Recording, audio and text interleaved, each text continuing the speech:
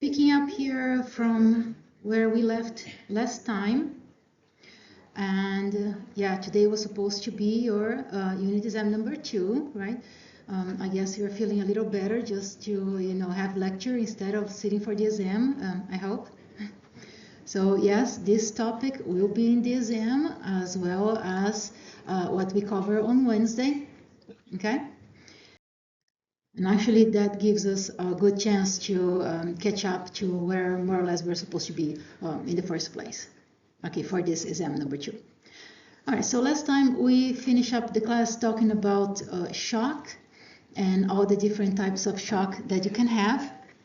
So you should be familiar with the types of shock that you can have. But then this is quite intuitive.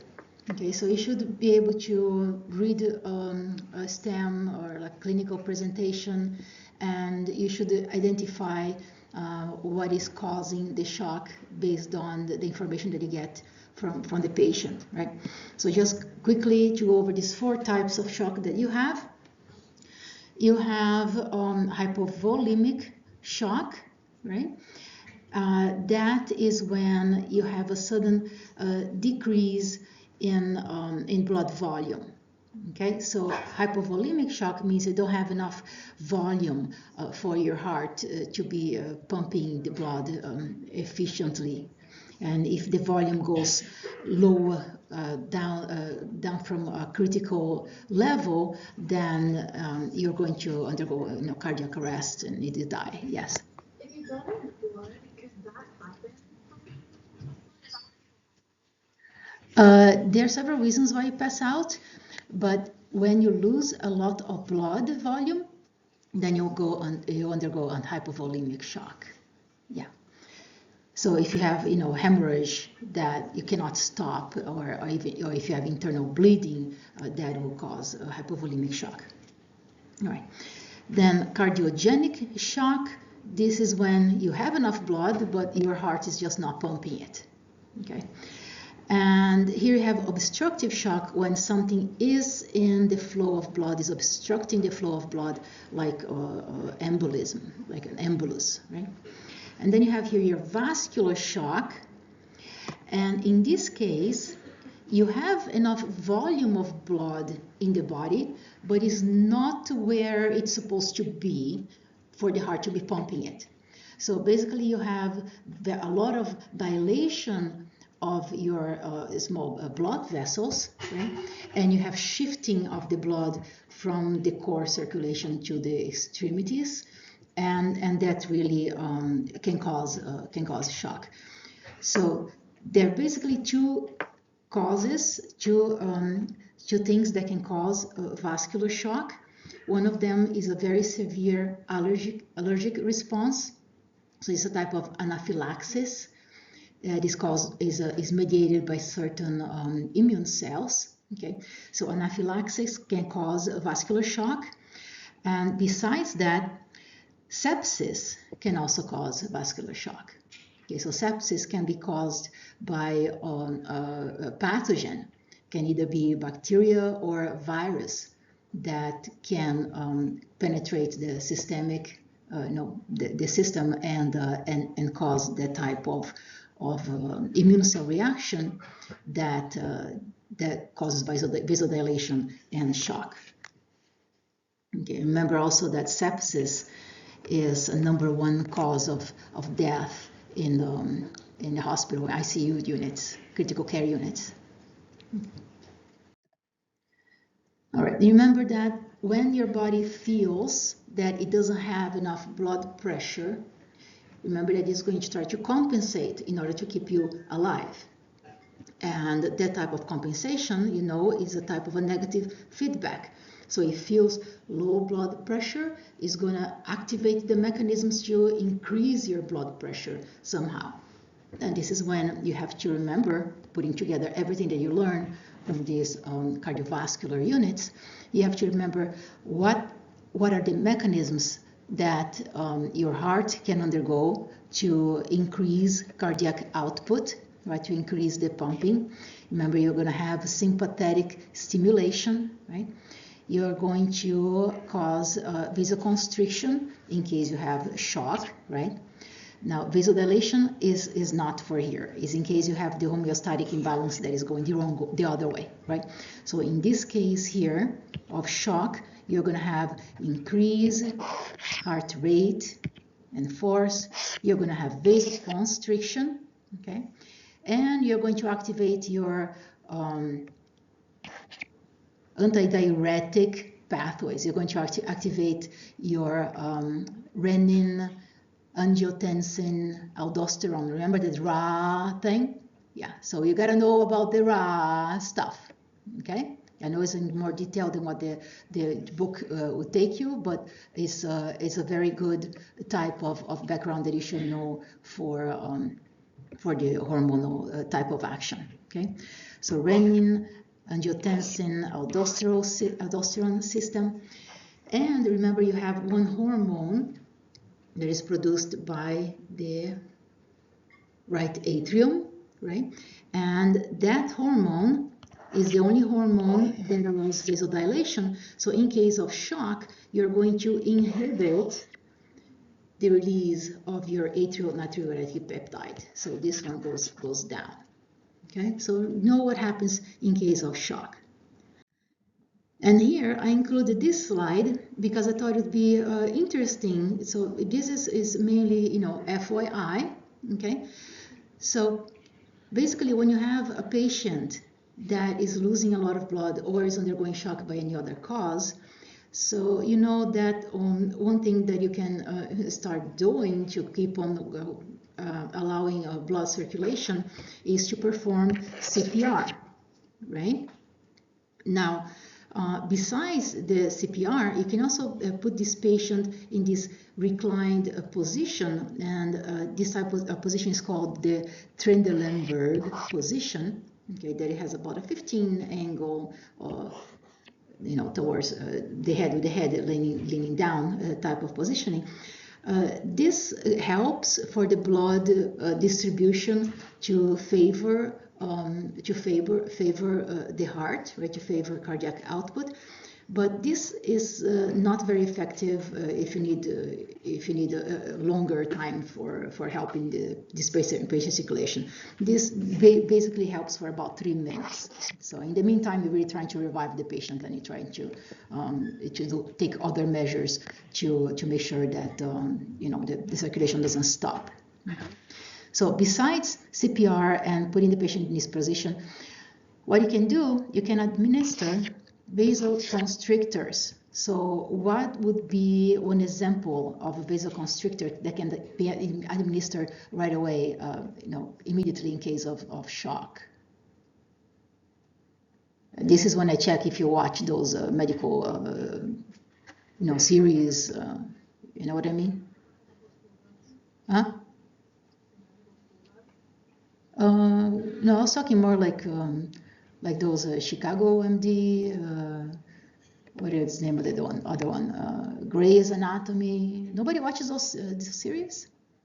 No, nobody. Whoever watched those movies? I mean, those, you know. Okay, one person. Okay, I watched it. Oh, so you don't know what I'm talking about, right? When you have this emergency situation, they bring, you know, they always have these dramas. Everything is happening like all the time in these hospitals, right? Which is not exactly what is happening in the what? Epi, yes. So you have those, you know, I'm doing the CPR, you know, epinephrine, give some whatever dosage of epinephrine. Like they give so much epinephrine to those patients. So this is when you get, you know, those vasoconstrictors. Now it makes sense if you're watching those movies. So EpiPen, like right now, you know, epinephrine to the heart. You know,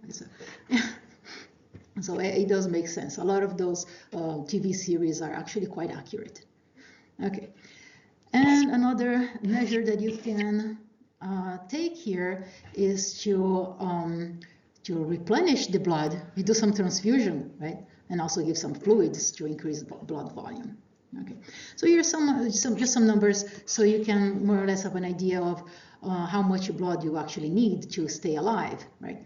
So if you lose about 40% of your blood volume, all right, so let's say you have about 60% still in your blood.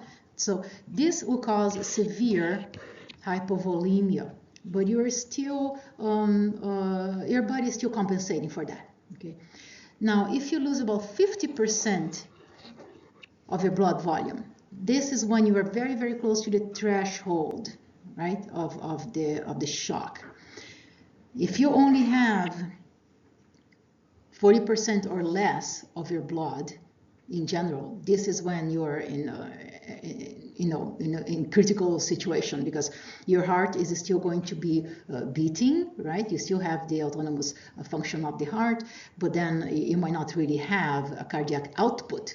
You might have just a pool of blood that sits in the heart and is not going anywhere, right? So this is when you really have those critical shock situations.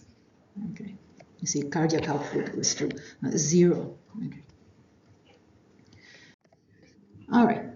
So here is a slide showing you those mechanisms that are important for negative feedback in case of homeostatic imbalance in the blood pressure. So make sure you understand this slide. Here's the case of your epinephrine that I just mentioned, right? Make sure you understand this slide and the relationships to what is happening. And here is still another summary slide of what is happening in case of shock. And you can see this poor guy here has a huge hemorrhage. I don't know how he got that, but anyway, what kind of shock is that? Hypovolemic. He's losing the volume, right? Okay. So just to refresh your mind. And here finally your first question. Okay, get your eye clickers ready. Here we go. Which of the following would cause vascular shock? So this is a type of question that you will absolutely see on your exam. Let's say what is what is causing this type of shock or that type of shock, and you should be able to identify it. So make sure you know how to distinguish your vascular shock from your hypovolemic shock. Okay? With your vascular shock, you still have the blood in your body. It's just not where it's supposed to be for you to keep on having a good cardiac output. Okay? All right, so here we get into chapter 20. So we're going to talk about lymphatics, and we're going to have a brief introduction to your immune system, right? But of course, it's just a very superficial introduction to the immune system, because otherwise this would be an immunology class, right? All right, so here we go. How is this chapter organized? We are going to look at this set of vessels that is not part of your closed circulation. It is not part of your closed blood circulation. Okay, so we're going to look here at your lymphatic system, and then we're going to look here at your lymph nodes, right? You're going to look also at cells and organs of the lymphatic system, okay? And basically, we're going to look at primary organs and secondary organs, and then how all this gets together to get you to the function of the immune system in general, which is the next chapter. All right. So here I took this slide from one of your review slides for review videos, right, for your Pearson extra study sessions. Okay, and I like this because it is putting a lot of a lot of topics in one slide. Okay, so what it's showing you here is you have your blood circulation coming from arteries. When you get here to your capillary bed, you see that you have a fluid that is coming out of your arteries, right? Remember that how we did the capillary exchange, right? So you have some fluids coming out, and you have at the arterial side, and then nothing is really happening here in the middle. And then at the venule side, you have fluids getting back in. And remember, the main driver of this fluid shift is what? Difference in the blood pressure, right? Because everything else is more or less the same. So the difference in the blood pressure that here is about 35 millimeters of mercury compared to here that goes to about, I don't know, 16 or so. Remember the gradient in pressure is what drives fluid movement, okay? So here you have some of the fluid that gets back to the venous side, but if you count here the number of arrows that are coming back, it's not the same as the number of arrows that went out. So you have fewer volume getting back to your closed circulation. So the other volume stays here as interstitial fluid, okay? That volume cannot stay around there, otherwise you're going to have swelling of the tissue. Right, so otherwise you get edema. So you're going to have to reabsorb that volume somehow, okay? And this slide, I like it because it is telling you that this closed blood circulation has some limitations, okay? So because it is under high pressure, this is what happens. You have the volume of fluid that came out and did not totally go back in, because even if this pressure is lower than the pressure at the artery, is still some high pressure in this vein in comparison to what is on the interstitial fluid, right? So some fluid always stays out there, okay? Now, another limitation of your closed circulatory system is that if you have some kind of pathogen, okay, let's say bacterium here, and it is flowing through the blood, okay, and you want to catch it, you want to use one of your immune cells. You know, in your bloodstreams, you have several types of immune cells that are flowing in there with the blood, right? It's part of the blood, right? So if you want to catch some of the pathogens, you can't really do it effectively because everything is flowing more or less at the same rate.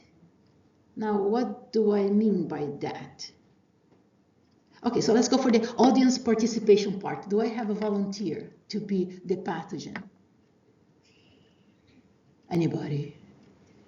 Who wants to get some exercise? Yes, you are volunteering. You're going like this, where you're like, yes, me. Okay, so, all right, so you're the pathogen. We are in the bloodstream, so the flow is going that way. Okay, so so you're in here, I'm the white blood cell. Okay, you're going with the flow, so you just walk that way, and I'm catching you.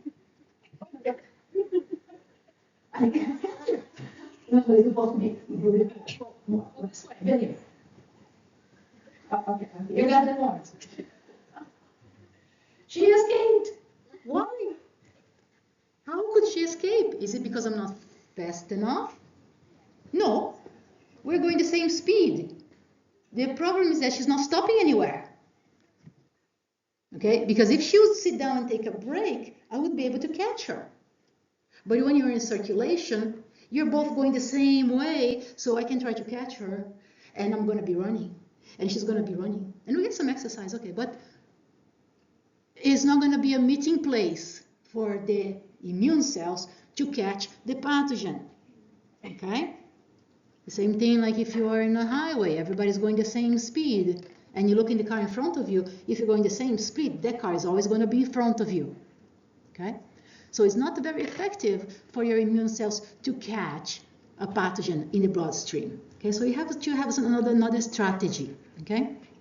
All right.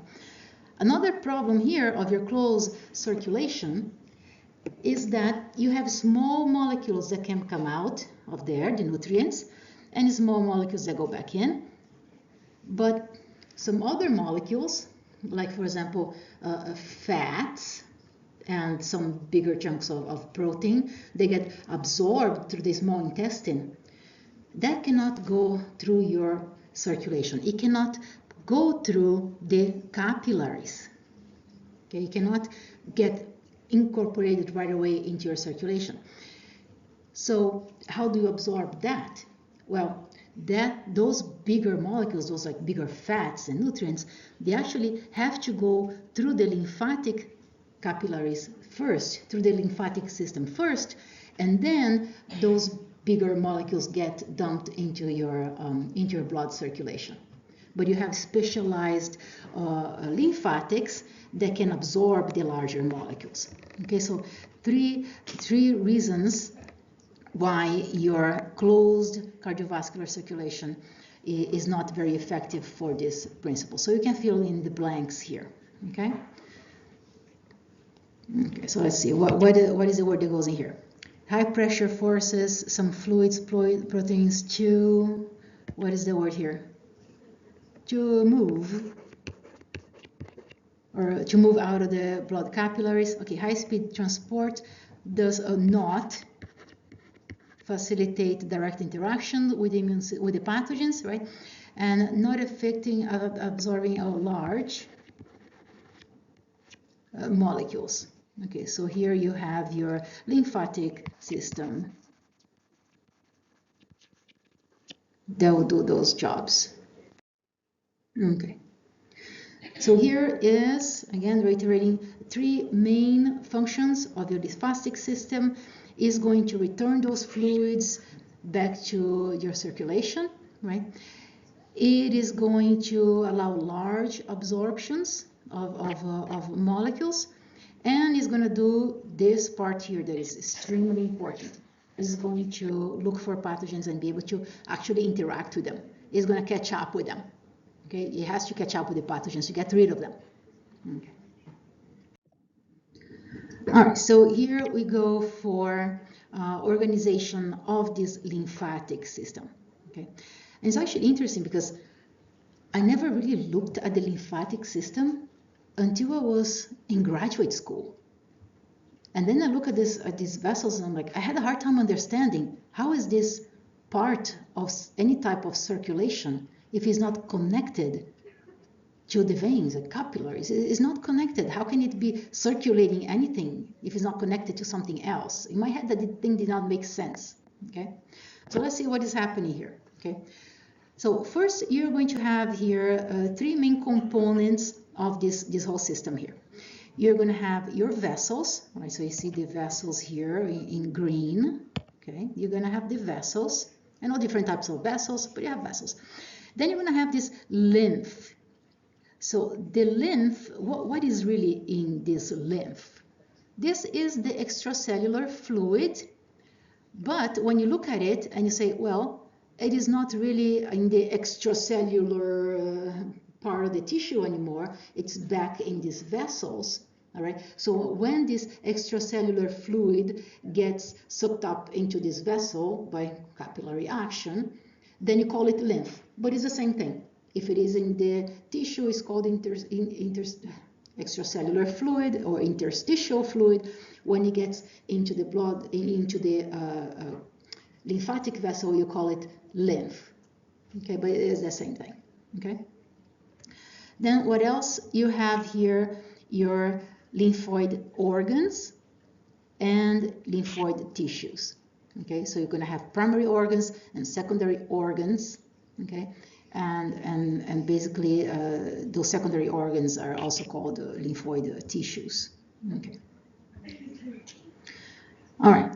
So structures here that have to do with your organs and tissues. Okay, you're going to have here the bone marrow. So that's your red bone marrow.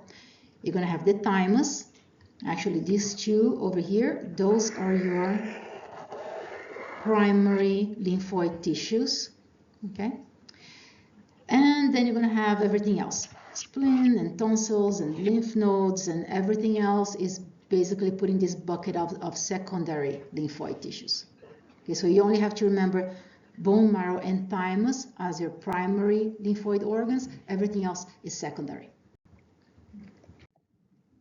Okay, so let's see how is it that those lymphatic vessels are working. Okay, so as we mentioned here, this very end of the very thin lymphatic capillary, this is what gets close to the capillary bed, okay, close to those little arteries and veins. So at this end here, you see that it's not connected to anything else. So it's kind of a blunt end over here. We call that a blind-ended vessel. So you don't see it connected to anything else. But what you see over here, you're going to find that you have little clefts that allow fluid to be basically like sucked in by capillary action, okay, from the surrounding, okay? So you're going to find these lymphatic capillaries basically everywhere in the body, but not in three places. Okay, you're not going to find it in your bones, okay? Because in the bones you're going to find the marrow, you're going to find, you know, red bone marrow, yellow bone marrow. You're not going to find capillaries there. You're not going to find it in your teeth, okay? And of course, you're not going to find it in the bone marrow because the bone marrow is inside the bones. Okay, not in bones, not in teeth, and not in the bone marrow. Okay. So I put an observation here saying that until relatively recently, we thought that the central nervous system did not have any lymphatic system. But that's not the case. We actually do have lymphatics in your central nervous system. And those are going to be sitting within the meninges, right? Those covering layers of your central nervous system, okay? And it's actually very important to have this lymphatic drainage in your central nervous system because it helps to recirculate and to clear up the cerebrospinal fluid, okay, and it helps you to basically flush out all the metabolic byproducts that are produced throughout the day. But interesting thing about your lymphatics in the central nervous system is that it's not actively working throughout the day. There is only one specific time that you get the system to do its job. Anybody knows when that happens? When you sleep. When you sleep. Everybody got that? Yeah, yeah. So I ask you another question. Did it ever happen to you? Like you stay all night studying, you have a big exam coming up next day, and you're not very sure about what you know. You really have to cram some last pieces of information, and then you open your PDF files or you open your notebook, and it's like, oh my God, it's so much I have to study. I don't have time to sleep. I don't know if it ever happened to you, but I'm guilty. Yes, I did cramming throughout high school, college, graduate school. But yeah, I do cram sometimes now even, okay? Yeah, it's not a good thing. It's definitely not. You can never make up for lost sleep time, okay? And then what happens during the exam time? You can't think straight. Your head is kind of in a fog. You go throughout the day like feeling like a zombie, irritable. And you think, you're trying to remember some things about the exam, and then in the exam you're kind of nervous, and then you step out of the exam, it's like, I knew the answer to that question, I just couldn't remember it. Why did that happen? Because your brain was not cleared up of all the metabolites, byproducts that you are using, to get all the material into your head, right? So I'll tell you, if you're gonna cram not the night before, but 2 nights before the exam. And then you have at least 5 hours of good quality sleep before your exam. That can help. I don't know if that happens to you. It happens to me. Okay. So, what is happening here? Important things that you should know here is where those vessels are and the shape of the vessels and what makes them effective at sucking up those fluids, okay?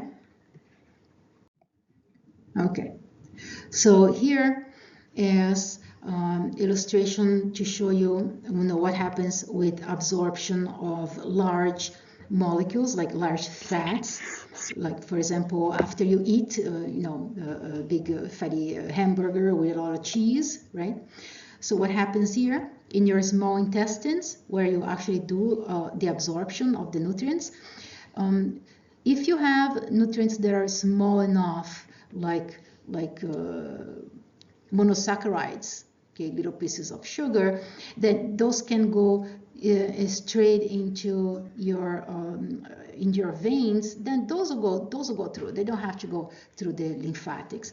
But if you have something like big fats, triglycerides, those are definitely not going to go through your capillary bed.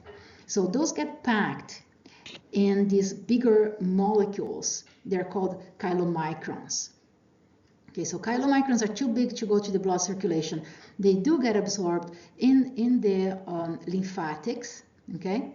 And when these fats go to the lymphatics and go here into the lymph, if you look at the lymph, it doesn't look clear. It looks kind of milky. That's why I have this gallon of milk over there. So it looks kind of milky, and people who had observed this first, they call that fluid lacteal lymph.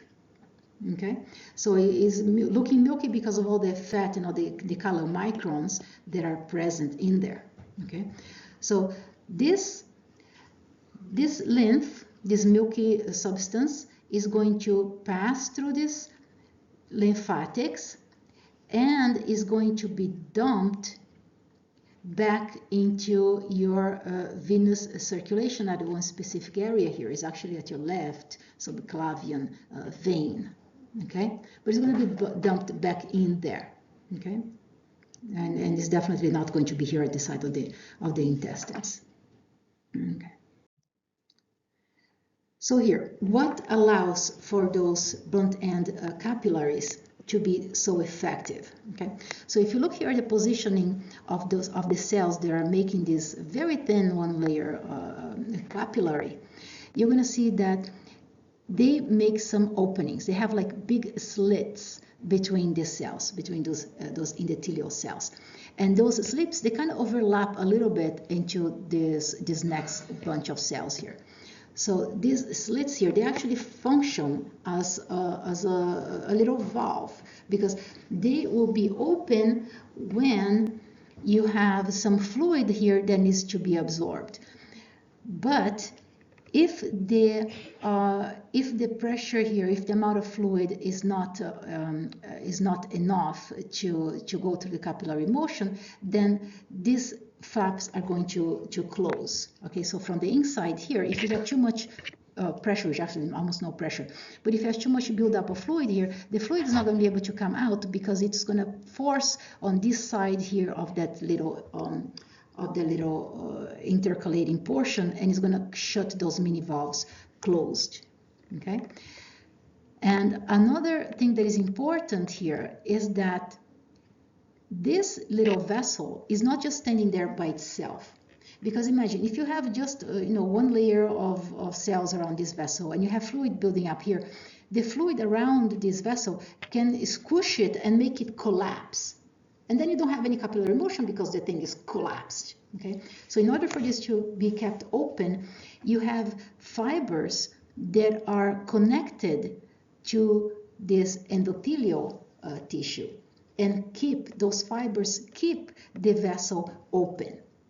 Okay, so those are your collagen fibers that really allow this vessel to be open, to be kept open like at all times. Okay. Okay.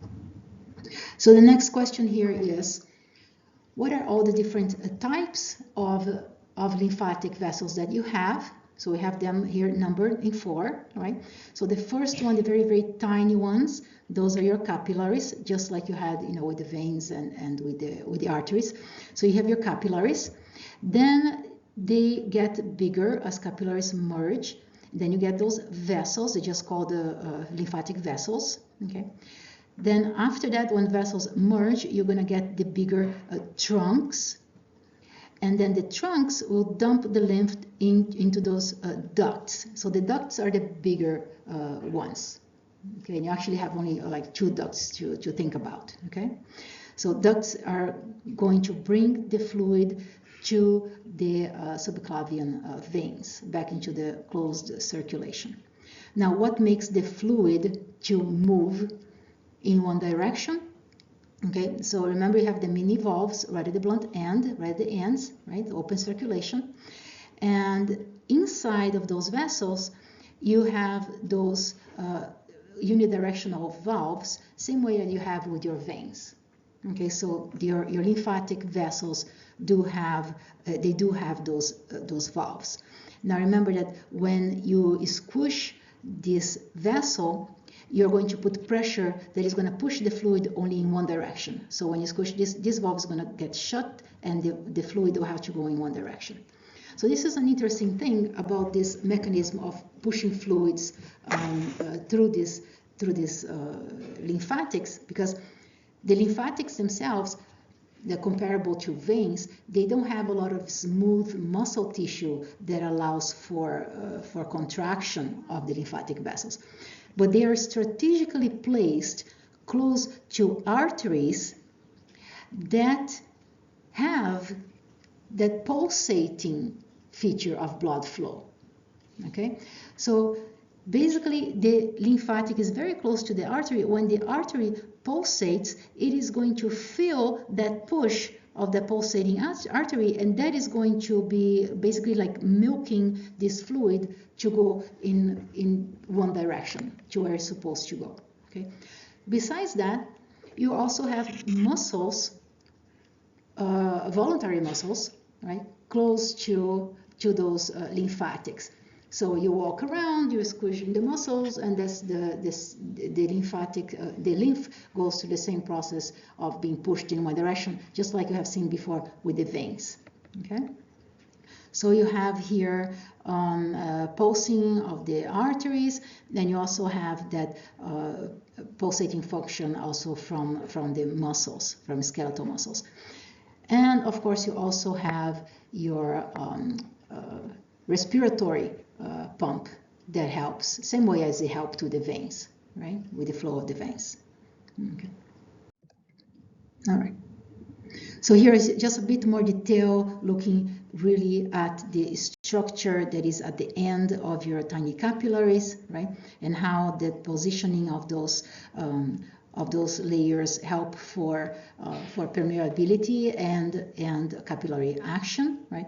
And just to have an idea here, how tiny those blood vessels are, you see in comparison to a cell that is right behind this tiny end of capillary. So this is a cell, and this is a nucleus of a cell, okay? And here it's not like you have a giant cell, it's just that you have a very, very tiny end of the lymphatic capillary, okay? And here notice also that you have those collagen fibers that are helping to anchor the tiny capillary to the tissues that are near to it. Okay. All right. So here, important lymphatics that you should be aware of, right? You have here throughout the body certain bigger lymphatics that will drain the fluid from different parts of the bodies, and usually they are named according to the areas where you find them. So here you're going to find your lumbar trunks. So trunks are the bigger, like lymphatics. Also, when you look at the structure of those vessels, you see that sometimes you have little bulges like this. So this is not a lymph node. Lymph nodes look different than that. They look like kidney beans. Okay, these things here are actually the valves of those vessels. Okay, so here you're going to find close to the lumbar area, you're going to find the lumbar trunk. Okay, then you look at the name here, you see bronchomediastinal trunk. Is like, where can that possibly be? You're like, oh, broncho reminds you of lungs, so those are close to the lungs, so behind the lungs. Then you have here your subclavian trunks and clavicle, right? Remember the bones, so those have to be around there too. Then you have your jugular trunks, close to your jugular vein. And then you have this one intestinal trunk. Where do you expect to see it? Close to the intestines. Look at this. That's the biggest trunk that you have here, okay? Because it goes here and it goes all the way to the top. Yes. Do you have labeling questions like these with pictures? Depends how much time I have to find those labels and the pictures. Most likely I'll have some that is very obvious.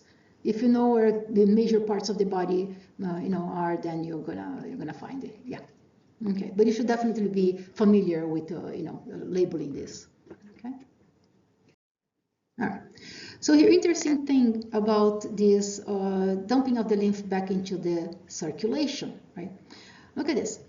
You have two ducts. Remember, the ducts is what gets the lymph from the trunks. So the ducts are the big things that are going to dump back into the veins, right? So you have two ducts that are important to know because those are going to dump the lymph back into the veins. So you have your right lymphatic duct. So it's right there. Remember, anatomical position, right? It's the right of the patient, not your right. Okay. So your right lymphatic duct that gets in here and dumps the lymph in the right subclavian vein. And then you have the left lymphatic duct. Okay, where is it here? The rest of the duct, lymph of the body. Okay, the right. Blah, blah, blah. Well, you have the left one as well. Probably the next slide. All right. The left one is going to dump it into the left subclavian vein. But when you look at the right lymphatic duct, okay, it goes to the thoracic duct, okay, you see that it's going to get the lymph from the right side of the head and your right arm and kind of like, a third of your body here. But when you look at the left, it's going to get the left side of the head, the left arm, and the rest of the body. All the lymph that is coming from all this side of the body is going to be dumped right there. Okay? Including all of the lacteal, right? The lacteal from your intestine is going to be dumped there on your left subclavian vein. Okay. Okay. And then remember, of course, that what is allowing the flow of liquids is really the difference in blood pressure, right? So the idea here is to say, well, why is it that the fluid is getting all the way up here to just under the clavicles to be dumped? Well, because at that point, the veins have such low blood pressure, right, that is basically negligible. So anything else that comes with any little pressure is going to be able to be dumped at those sites.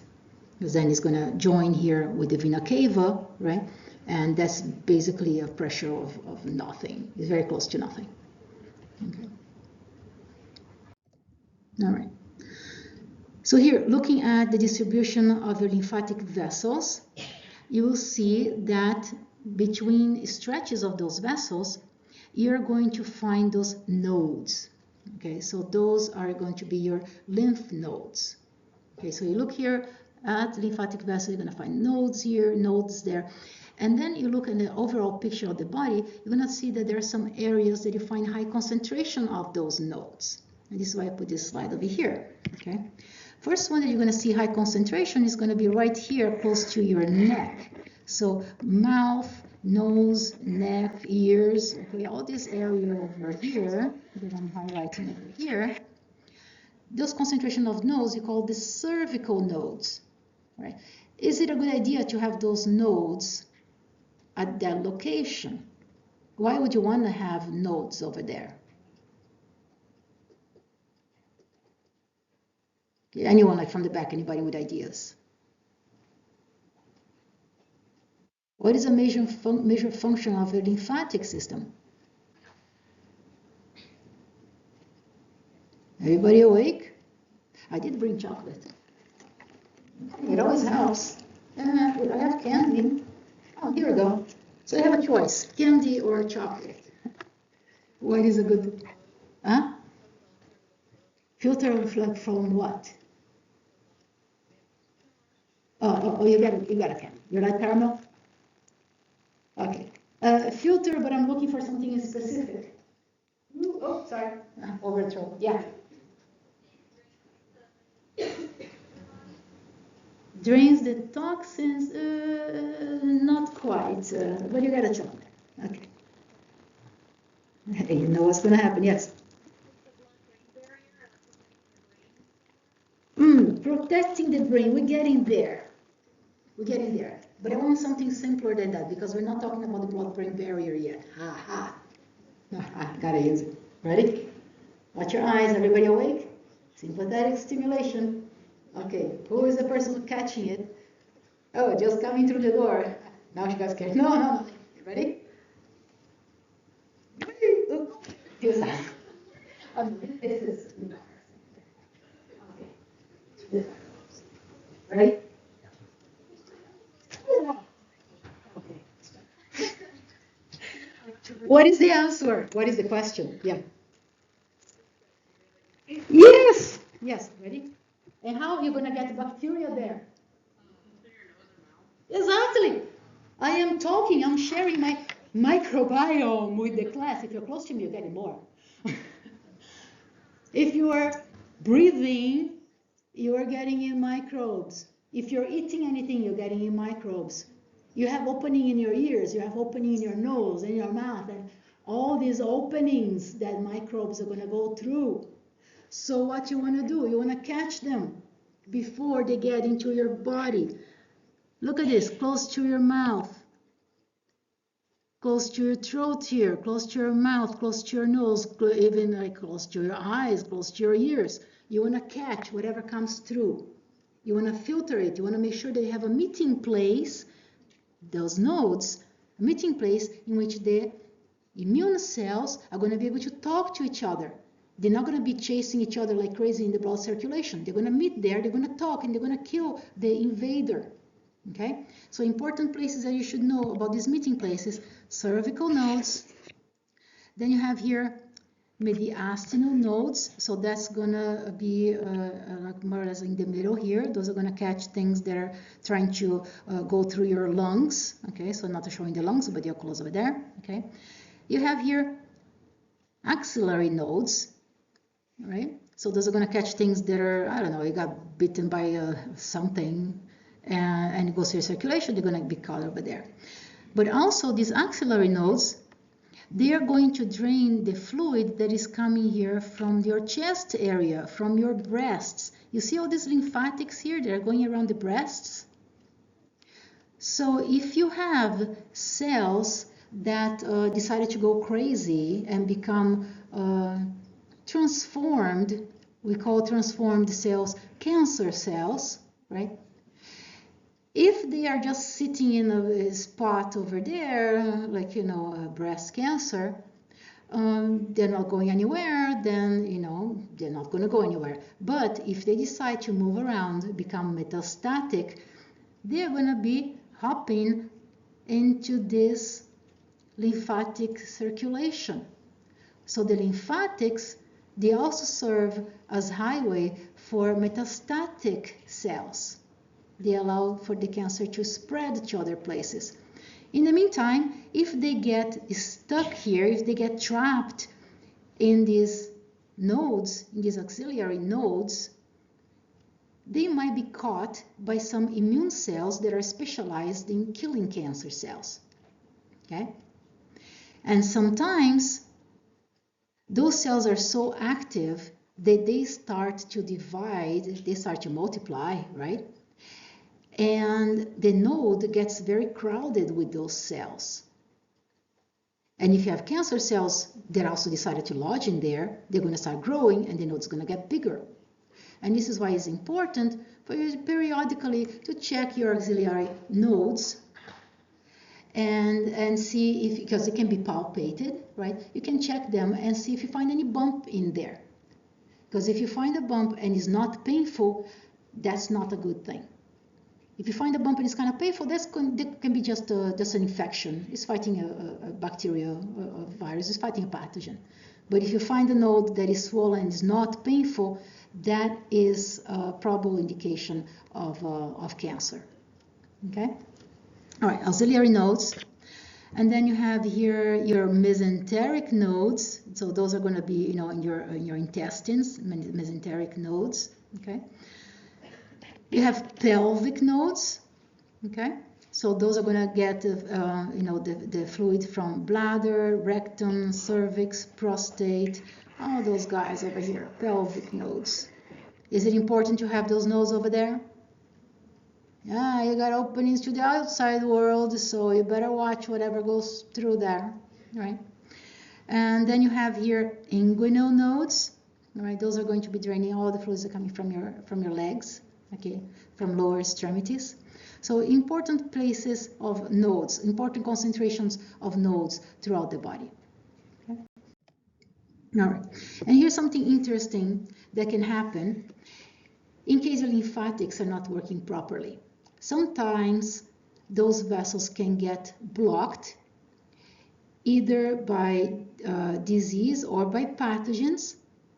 And if you do not have proper drainage of those interstitial fluids, you're going to get edema. That means your limb is going to start to swell and get bigger, okay? And that is called lymphedema. So how do you recognize lymphedema? If you look at this leg here, this person, you see there is only one leg that is affected. The other one is normal. And lymphedema, if it's not treated properly and timely, it is only going to get worse and worse. And there are certain parasites that can go into the lymphatics and block the lymphatics, right? And it used to be called elephantiasis or something like that, like type of like elephant-like disease, okay? But it can be treated, right? It can treat it. Besides parasites, what can cause lymphedema is removal of lymphatic vessels, including removal of lymph nodes.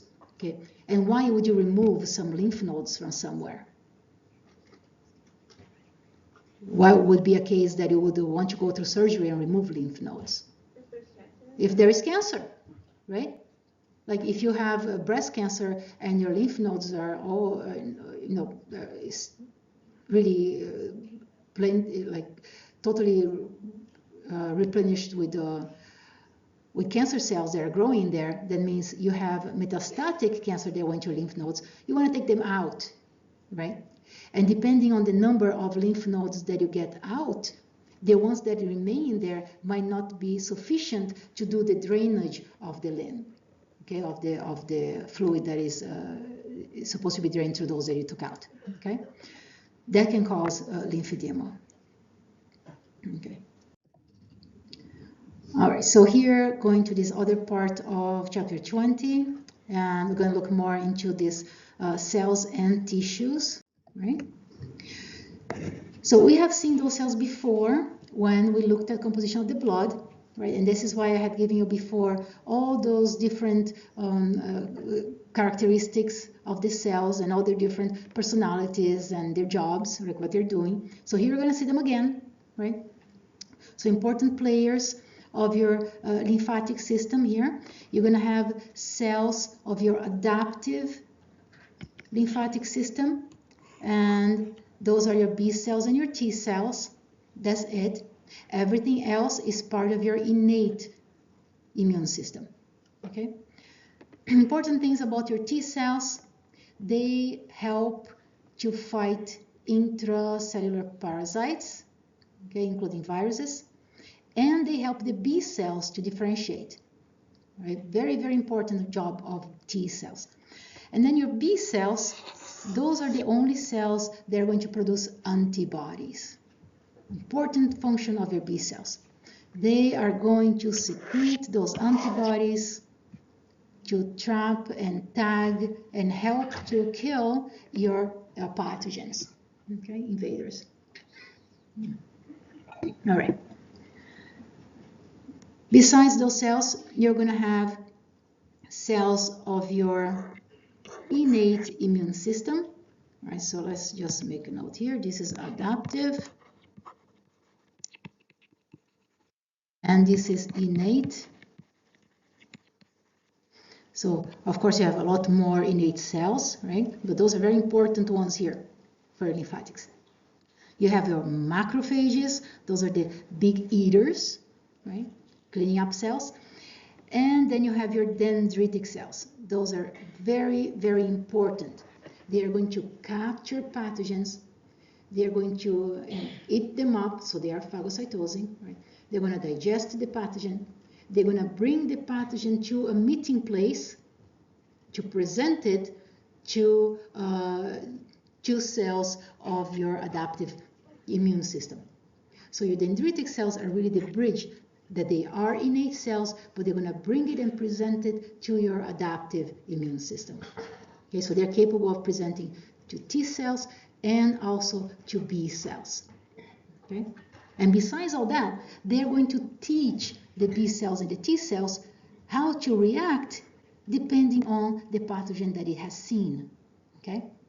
So depending on what is presenting to those T cells, it's going to tell the T cell, look, this is a virus. You have to behave like, produce some antibodies that are specific for virus killing. Okay? Or you'll say, oh, this is a bacteria, but this is an extracellular bacteria.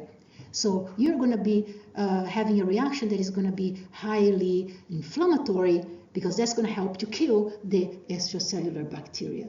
Okay, so depending on what the dendritic cell sees, this is how it's going to teach the other cells how to behave. All right. So besides those immune cells, okay, you also have cells that make up the structure of the tissues of those lymphoid organs. So you're going to have reticular cells, and those are basically fibrous cells. They're going to make the center of those organs, the structure of the organs, we call this stroma. Okay, and what is the stroma? So basically you have here all these supportive cells that are going to make a certain net-like structure to allow the cells to go through in this systematic screening way. So it's like, you know, those like pinball machines, and you push the ball all the way to the top and it goes like dropping in those little pins. This is more or less the structure you're going to see with this stroma network. All right, so here is what it's showing basically. So here you have this stroma network. Okay, let's say this fibers and supporting fibers here, and then you see cells that are associating with this network. Okay, so here you see a macrophage. Okay, your eating cells, and also your lymphocytes here, so your secondary immune system cells. Right?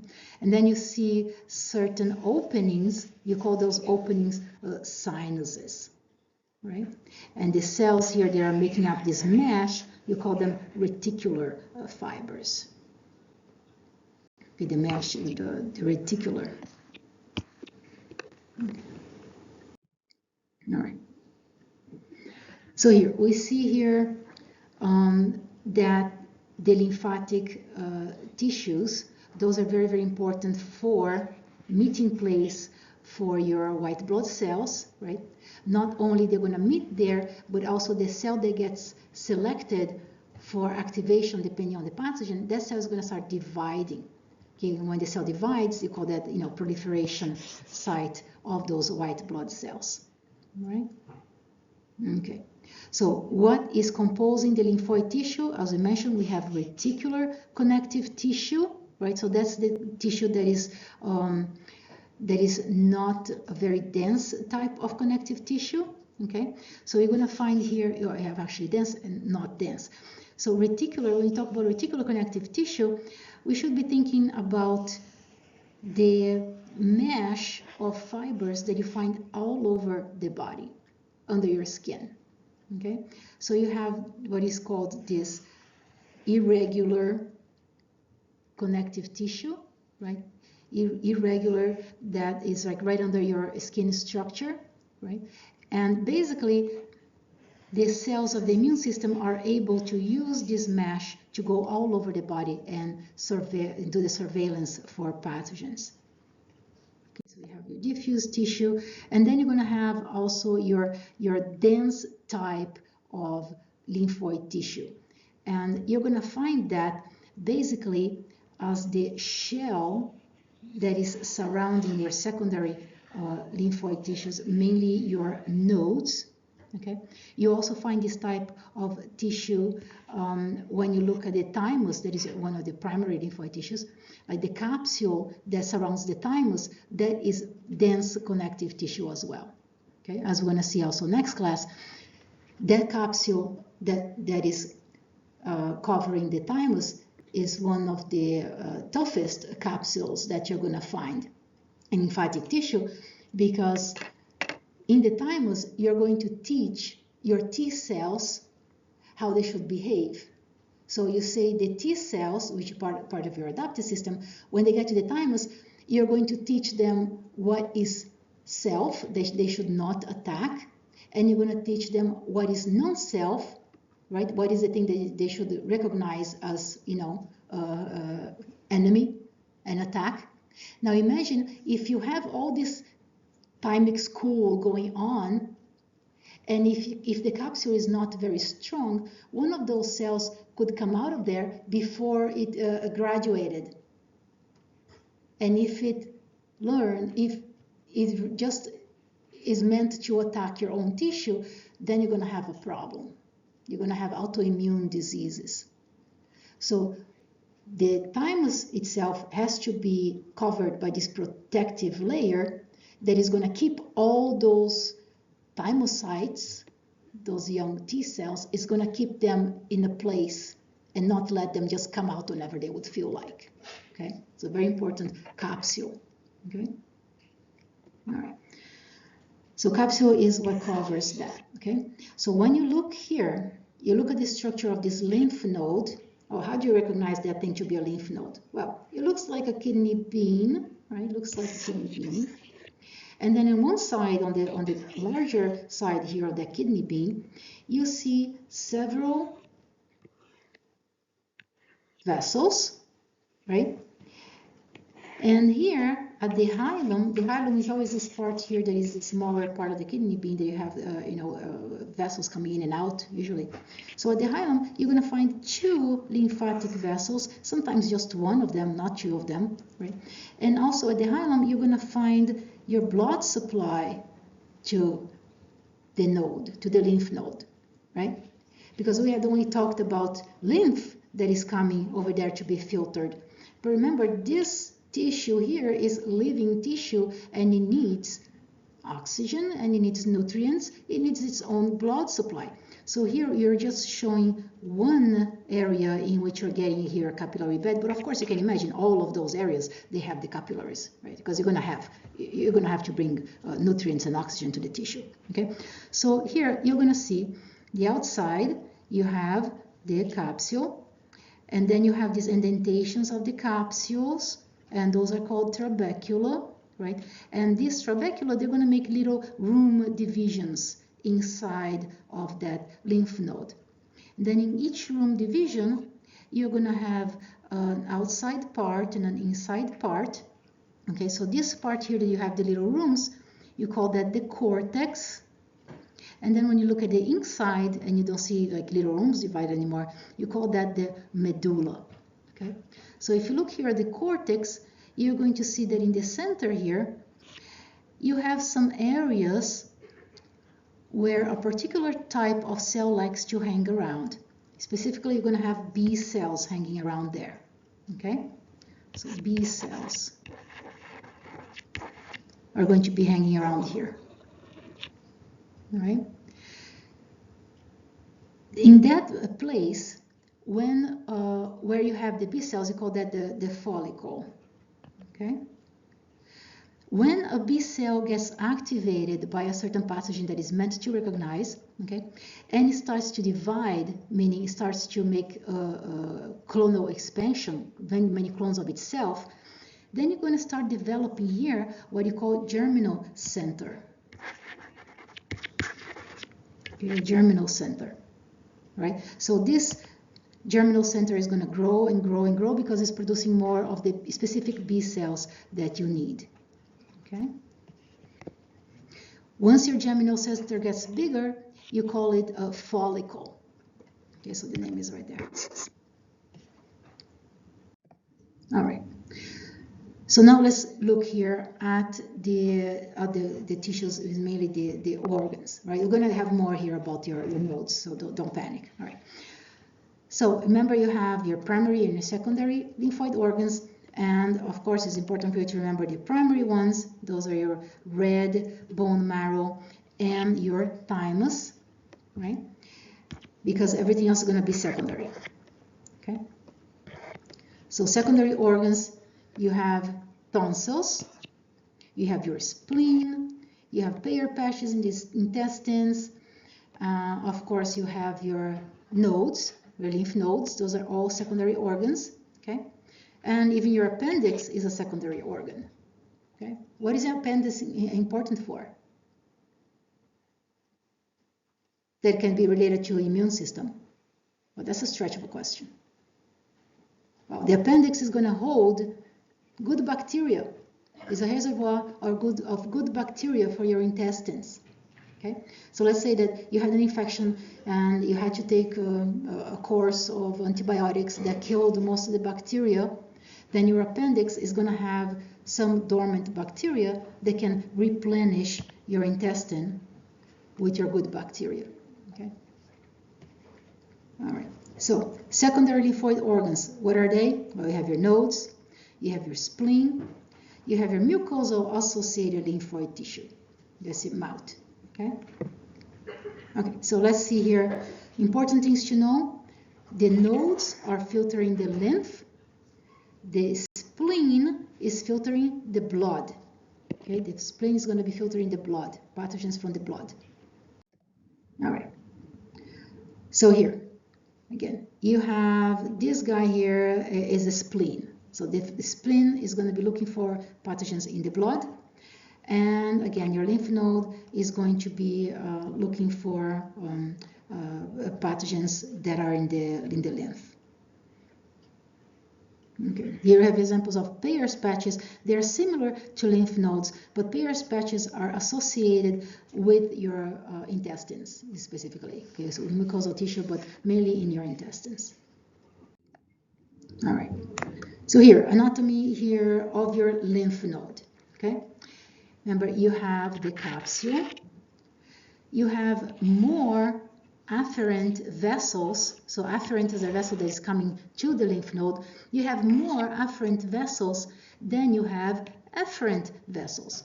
And the good reason for that is that you want the fluid that gets to this node, you want the fluid to stay there and hang around for some time.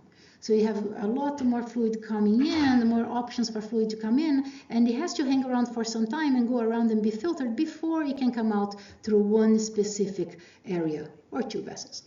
All right, so afferent nodes coming in, efferent nodes coming out.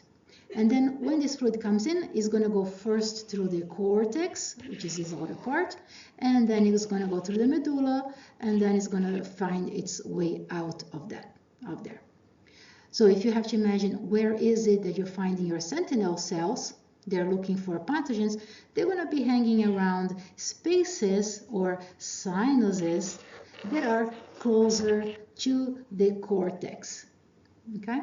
So those are going to be your dendritic cells. They're going to be hanging around here. If they find something, they'll bring it here to the B cell, and they'll hang around here in a connection with this other area that is called the paracortical space.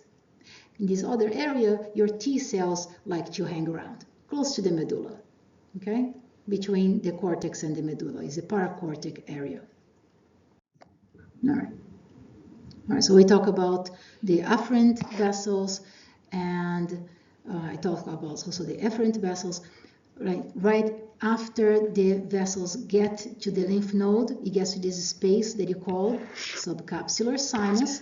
So it's the area just after the liquid gets there. Okay, and then by the time it gets out, it goes to the hilum. So node. It goes in afferent, and here this area here is the hilum, and it's going to have usually one way out or two vessels, one or two efferent vessels. Okay, so here's a picture of your lymph coming in. Then it gets there, it is caught by your dendritic cell, presented to the B cell, and then your B cell is going to interact with the T cell, and they're going to figure out if you have to activate your adaptive system or not. All right. So here, important thing to know, you are using those lymph nodes to clean, right? To monitor and clean the lymph. And you're also using them for meeting place, activation of your adaptive immune system. All right. So we already talked about that. We could talk about the fibrous capsule, and this capsule that pushes in to the inside here, the cortex, those little areas that look like, you know, pizza slices, those little areas here, those are called trabecula. Okay, so trabecula is going to make those little rooms division. So cortex, trabecula dividing the cortex, and then you have medulla right there. All right. So this is another picture for you to be familiar with. Okay, spaces that are important to know: the subcapsular sinuses right under the capsule. Okay. Okay, I just mentioned everything else here. All right. And here's a nice picture showing you that your afferent vessels is bringing the lymph. So here, it got there, the lymph got there, and then you have a lot of those innate cells just sitting there and waiting for pathogens. So you have macrophages there. They'll get the pathogen and they'll eat it up. Then you also have your dendritic cells right here. They'll pick up the pathogen and they will move to the cortex to interact with your B cell and T cell. Okay, so important two innate cells that are hanging around this subcapsular space or sinus. All right, let me see here. Okay, I mentioned that about the sinuses and the areas. Okay. Okay, I just mentioned that too. Just I put this slide so you can study. All right, so another point for you here. Okay.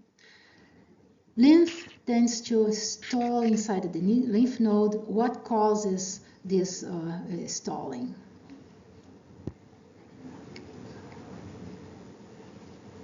So everybody should get this one right. You have fewer vessels leaving in comparison to the number of vessels that are getting in there, and that allows the fluid to stall in the nodes.